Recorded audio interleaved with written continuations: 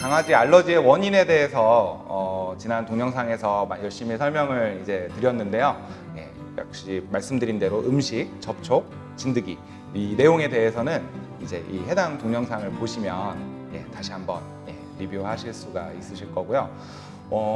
이번 시간에는 이 알러지를 그러면 어떻게 확인할 수 있는가?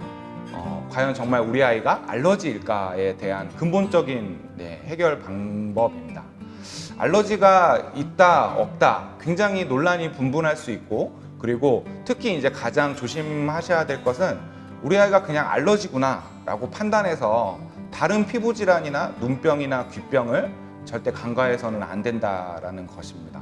이제 눈병, 피부병, 귀병에 대해서 각각의 이 원인들을 다 분석을 하고, 그리고 알러지도 역시 마찬가지로 정확한 검진을 받으셔야지만 확인이 되겠죠. 이제 첫 번째 방식은 알러지가 있냐 없냐라고 확인할 수 있는 방식입니다. 이제 굉장히 많은 알러지 분석 방법이 있는데, 그 중에서 알러지가 있냐 없냐라고 하는 방식은 요즘에는 아주 간편하게 나와 있습니다. 키트 검사를 이용해서 피 몇 방울만 이용을 하면은 키트 검사를 통해서 알러지가 있다는 것을 확인하실 수가 있습니다.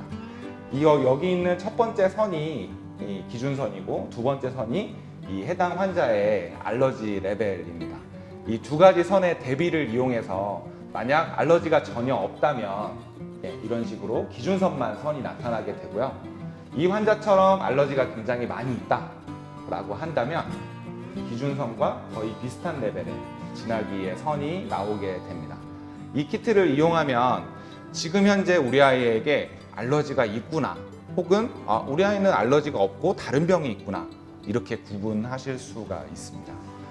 이 검사는 가까운 동물병원에서 충분히 이제 쉽게 아주 저렴하게 실시하실 수가 있기 때문에, 만약 알러지가 의심이 된다면 이 검사를 먼저 실시하시는 게 가장 먼저 도움이 될 것입니다.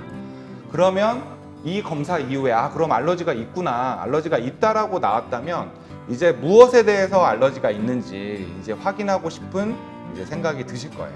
과연 우리 아이는 먹는 것 알러지인가, 아니면 접촉에 대한 알러지인가, 진드기에 대한 알러지인가. 결국 그런 부분들을 세세하게 항목별로 나타낼 수 있는 검사는 이제 별도로 진행을 하게 됩니다. 알러지가 있는지 없는지 키트 검사를 이용해서 알아냈다면 그 이후에는 어떤 항목에 대해서 알러지가 보이는지 항목별로 세세하게 조사를 하는 검사가 또 가능합니다. 굉장히 많은 항목들이 있는데요. 개미, 진드기, 벼룩, 고양이 털, 소의 표피, 양모, 잔디, 여러 가지 것들이 있겠죠.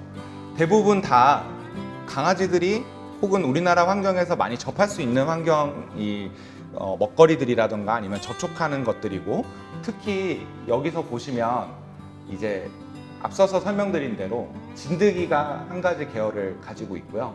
그리고 먹는 것, 그리고 접촉하는 풀류, 이런 것들, 이렇게 역시 알러지 검사도 역시 세 가지 단계로 구분이 되게 됩니다.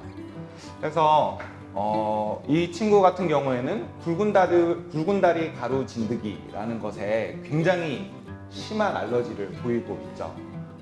붉은다리 가루 진드기가 뭔지 아십니까? 저도 잘 모릅니다.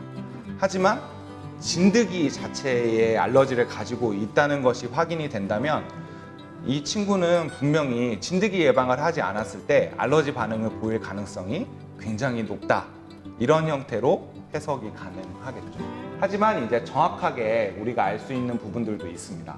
소의 포피는 이제 강아지 껌, 개껌의 주 요소 중에 하나입니다. 그러므로 결국 이 친구는 껌을 먹으면 알러지가 많이 생기겠구나 라는 부분들을 알 수가 있겠고요. 그리고 우리가 흔히 또 접하는 것 중에 치즈, 계란 흰자, 계란 노른자, 우유, 빵, 맥주, 이런 것들, 효모들, 이런 것들도 다 알러지 항목에 들어가 있습니다. 다행히 계란류에는 심한 알러지를 보이지 않지만, 역시 앞에서 말씀드린 대로 알러지는 축적되는 개념입니다.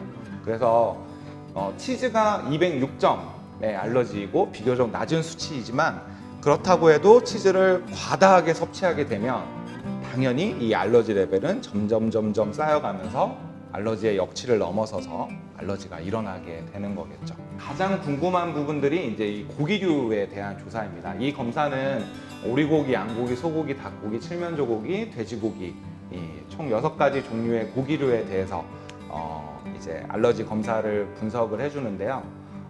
가장 이제 고기류가 중요한 이유는 실제로도 고기류를 강아지들이 굉장히 좋아하고, 그리고 사료의 주 성분이 고기를 베이스로 한 사료들이 굉장히 많기 때문이죠. 닭고기와 돼지고기에 알러지가 많이 있습니다. 그러면 이 친구는 평생 닭고기랑 돼지고기를 먹을 수 없는 걸까요? 네, 이 부분에 대해서는 다른 편에서 음식에 대해서는 다시 한번 좀 다루도록 하겠습니다.